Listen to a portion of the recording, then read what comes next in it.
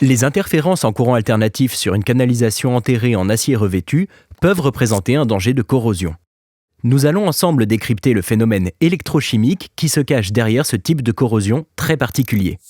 Mais tout d'abord, revenons au départ. Pour qu'une corrosion puisse apparaître, il nous faut d'abord une canalisation en acier, qu'elle soit revêtue et enterrée.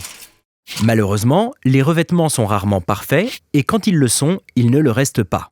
Il y aura donc des petits défauts de revêtement mettant l'acier en contact avec le sol. C'est là que la protection cathodique intervient. On injecte un petit courant continu en permanence sur les défauts de revêtement et le tour est joué.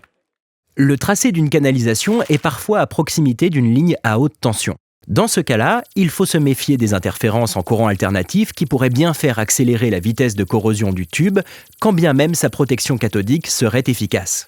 Mais comment ces influences se manifestent-elles ? Dès lors qu'une canalisation présente une tension sinusoïdale par rapport à la Terre ayant une fréquence comprise entre 16,7 et 60 Hz. C'est super précis ça. Pour comprendre d'où sortent ces fréquences, il faut savoir que la plupart des lignes énergisées dans le monde ont une fréquence de 50 Hz. C'est par exemple le cas en France concernant les lignes à haute tension et les voies ferrées. Cependant, dans les pays anglo-saxons, les fréquences de lignes électriques et ferroviaires sont à 60 Hz. Quant aux 16 Hz de tiers, eh bien, il nous vient tout droit des lignes ferroviaires allemandes. Que la source de l'interférence soit en conduction ou bien en induction, le résultat sera le même, un risque d'accélération de la vitesse de corrosion. Il sera d'autant plus grand que les défauts sont petits et que la résistivité du sol est faible. Et dans certains cas, ça peut aller très vite et atteindre plusieurs centaines de micromètres par an. Alors, faisons un zoom et un ralenti sur ce qu'il se passe. De base, on a notre PC portant le potentiel du tube à sa valeur E-on. Petit rappel, pour que la protection cathodique soit efficace, il faut être suffisamment négatif et que le potentiel soit inférieur à un seuil appelé EP.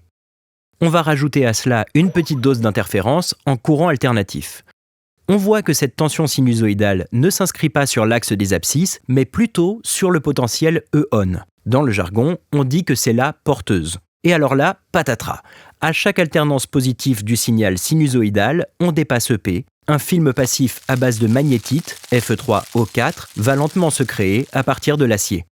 En temps normal, ce ne serait pas bien grave car le film d'oxyde, stable et protecteur, peut mettre plusieurs heures, voire plusieurs jours à se rompre. Mais là, on n'est pas en temps normal. En 50 Hz, chaque période ne dure que 20 millisecondes. Dès lors que l'alternance reviendra à des valeurs plus négatives, l'apport d'électrons à la surface métal viendra réduire le film passif en hydroxyde de fer 2. Et la cerise sur le gâteau, c'est que cette phase de réduction est une réaction électrochimiquement plus rapide que celle de l'oxydation. Ce qui veut dire qu'il est à peu près certain que la totalité du film passif sera réduit. Et ce cycle maléfique continue indéfiniment, toutes les 20 millisecondes en 50 Hz, c'est-à-dire 50 fois par seconde. Dans cette triste histoire, le seul fournisseur d'atomes de fer, c'est notre pauvre acier qui n'en demande pas tant. On pourrait facilement faire l'analogie avec un phénomène de marnage, seulement là, c'est une fréquence bien plus élevée. Notons aussi que la tension doit être sinusoïdale pour que ce phénomène apparaisse. Vous l'aurez compris, ça reste une histoire d'électrons, donc de courant, donc de loi de Faraday. C'est pour cette raison que plus les défauts sont petits, plus les densités de courant sont élevées, plus la vitesse de corrosion est élevée. Fort heureusement, le phénomène est connu et maîtrisé. Pour sortir de ce cycle infernal, plusieurs possibilités s'offrent à nous. Première possibilité, on diminue la densité de courant alternatif en agissant sur la tension alternative.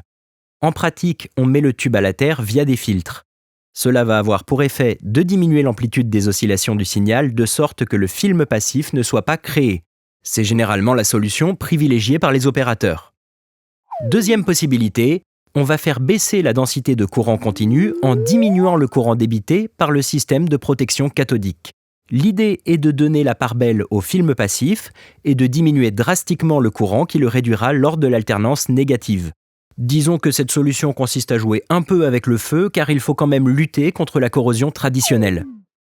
Troisième possibilité, on va au contraire augmenter la densité de courant continu de sorte que la porteuse soit bien plus électronégative.